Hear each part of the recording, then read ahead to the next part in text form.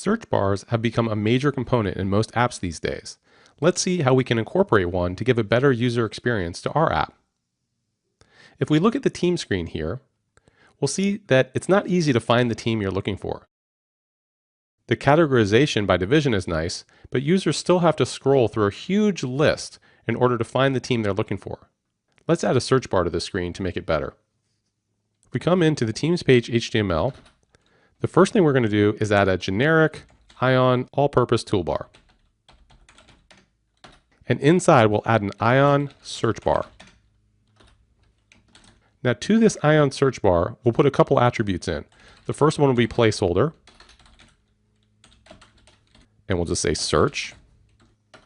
And then we're going to have an ng model. And we'll call it query text. And let's go into the Teams page and add the query text.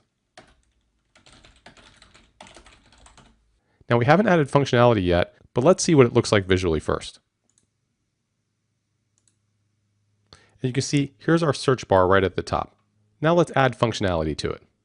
Let's add one more attribute here. It's going to be an Ion input. And the method we're going to give it is update teams. Then let's flip over to the team page TypeScript file.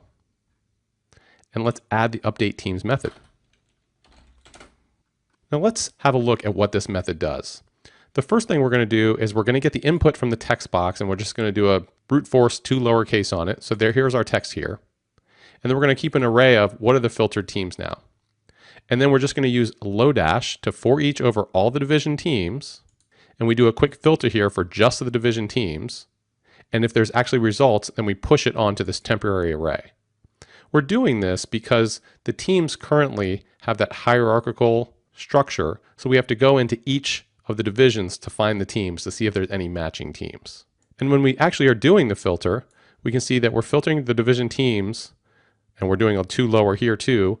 And the includes is essentially doing a substring on each item. Let's go have a look at the results. So we'll go back into the team screen. Here's our search bar. We'll tap into it. I'm just going to type HC.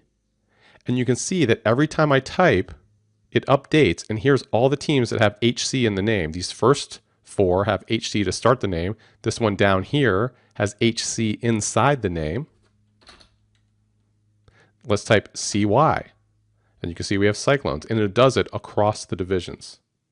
Now we can see that everything is being filtered correctly. In my case, I had to write a little extra code to deal with the hierarchical data. If this had just been a flat list, it would have been even easier. But either way, you can see that we can give our users a pretty good search experience without having to write a ton of code ourselves.